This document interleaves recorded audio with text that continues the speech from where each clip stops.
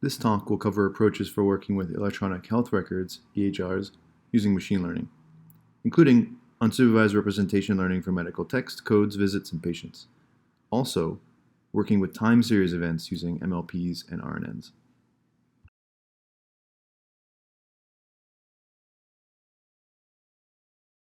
In the field of EHR, let's look at what methods are currently being used. A study in 2018 produced the statistics shown here. First, we can see that the overall trend of deep learning in EHR is going up, which is great. We can see that the main application areas are representation learning and prediction, with a large focus on unsupervised methods and sequence models. This is great because that is what this talk is about. Let's start by talking about why we want concept representations. In the case of text in a clinical note or a publication, we may want to reason about these programmatically. We can do this with a vector representation of the text or the words, or also just a patient or a hospital.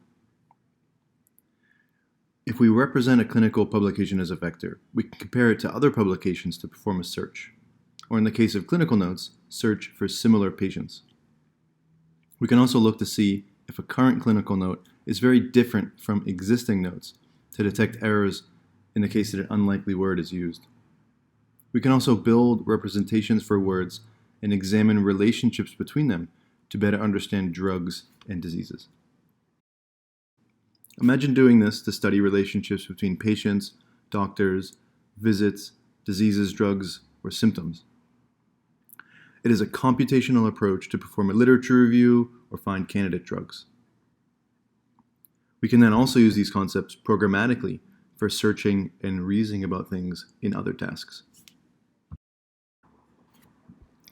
Now, what can we do with word embeddings in particular?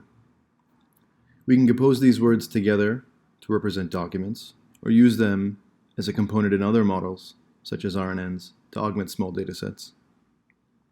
Some interesting work has been done using word embeddings for non-medical data, such as learning basic compositionality of words just from processing text, which is shown on the lower left, or by considering words over time to be different and seeing how they are grouped based on that word's usage in that time period. On the lower right, we can see how the representation of a word broadcast changed between 1850 and 1990. This corresponds to how we think about this word. Imagine if this instead represented a drug over time to observe off-label use, or how a disease changed over different geographic environments.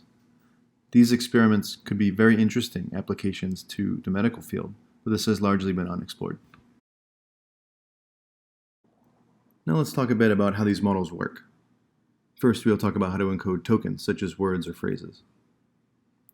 Deciding how to tokenize text is a first challenge, as phrases of words may have unique meanings compared to the words they are composed of, and should be considered their own tokens. We won't tackle that challenge here, but it is typically a lot of manual rules. Here we have 3 example tokens, and we're going to encode them into a one-hot vector each. This means that the vector is all zeros except for a single element, which is 1. The index of that element is uniquely assigned to that word. And the length of these vectors is equal to the number of tokens that exist in the vocabulary. The reason this works is that it identifies an embedding in another matrix. When we apply the vector to a weight matrix, only one column is selected. This allows us to change the embedding size just by changing the dimensions of the weight matrix. Also, if we have more than one in a vector, we'll call this a multi-hot vector, and they can come in handy as well. Now, let's talk about the word Divec model. With this approach, the assumption is that the context of a word defines that word. For some example, string, shown at the top here, involving respiratory system and other chest symptoms, we're going to focus on a target example word, here system, which is shown in green.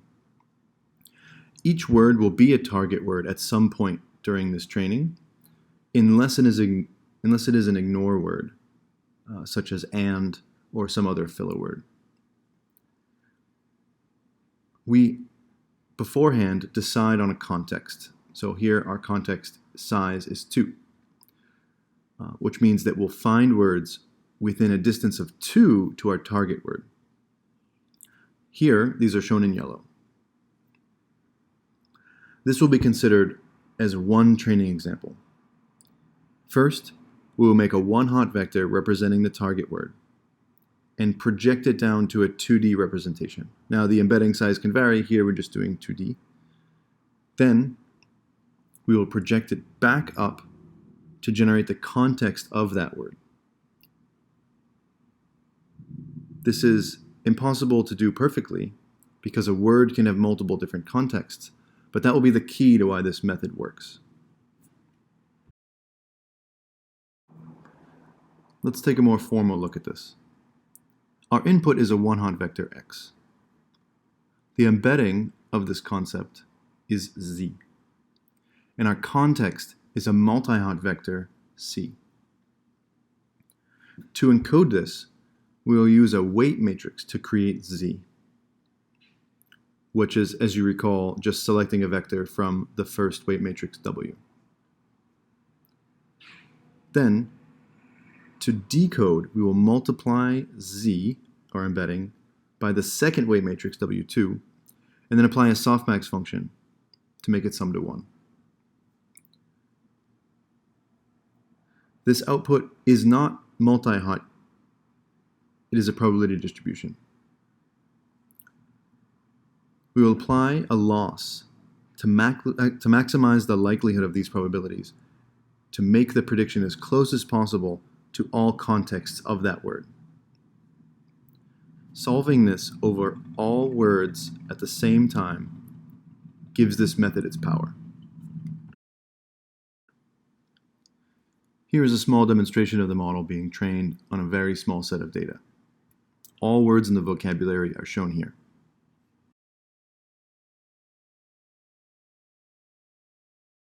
The code to reproduce the plots is provided at this URL, and we will go over some parts of it. One challenge is how to generate training examples. First, all words are replaced by IDs. So for a sentence like Paris, France, capital, it is converted to a list of IDs 2, 5, 11. We focus on one word at a time as the center or focus word. We generate a list of pairs where the words appeared in each other's context. We can then train a model using a single pair at a time, which over the entire data set will minimize error over all the contexts at once. So it's equivalent to the example that we saw before.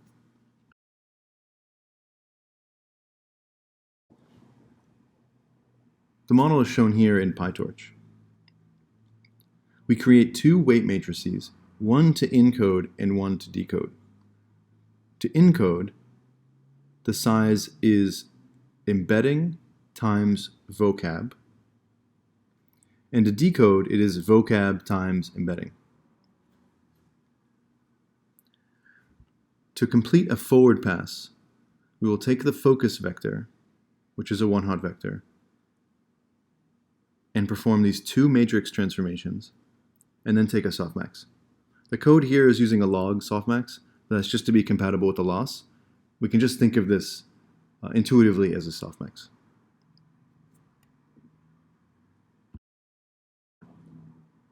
Now let's take a closer look at the softmax function.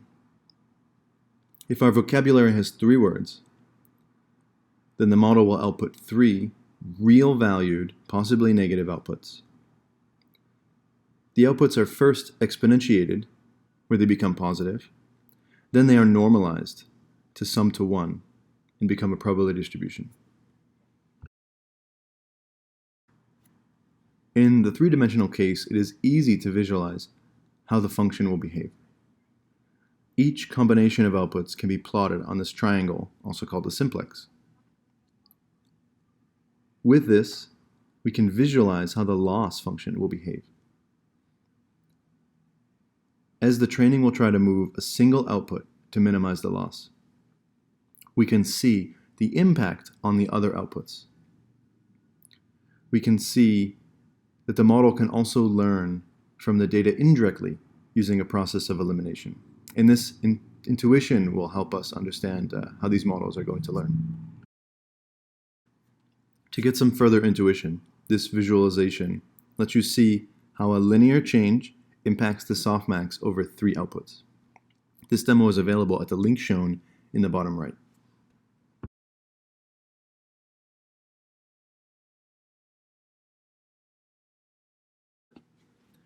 Now, applying a cross-entropy loss, we can compute the sum of the true class times the log of the prediction. Here, yi is 1 in only one place. So it is simply the natural log of one specific output probability that is negated. Our goal will be to minimize this term, which will in effect maximize the probability 0.87, which in turn will minimize the other outputs due to the softmax.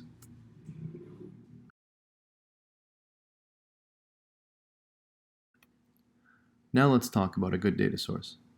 PubMed makes a subset of their papers open in a computer-friendly format. This dataset has been used for a lot of research, such as what we will discuss next.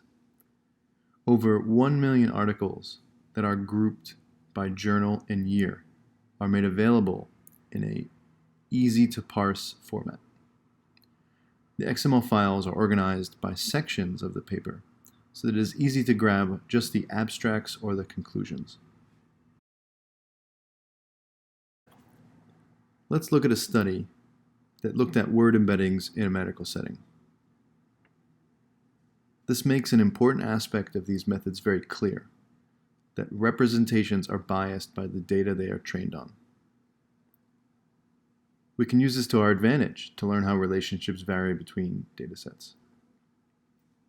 Here, this work trains a model on a private EHR dataset from Mayo Clinic, the open PubMed subset, Wikipedia, and Google News. Each of these datasets has their own bias, and we can observe that bias. Here, they study how 3 different target words vary between datasets. The word embedding for each target word is computed for each model. Then, that embedding is compared to all other embeddings for that corpus. The 5 closest are shown. They are ordered, showing the closest at the top. We can see for diabetes that the EHR dataset had the full name written often, while the Google News dataset likely had articles about related studies. For peptic ulcer disease, we can see the EHR dataset specifies types of ulcers, while the Google News dataset specifies symptoms. And finally, we can see for colon cancer that there is a relationship for all datasets relating this to breast cancer. And we can see a typo in the EHR data for the word cancer.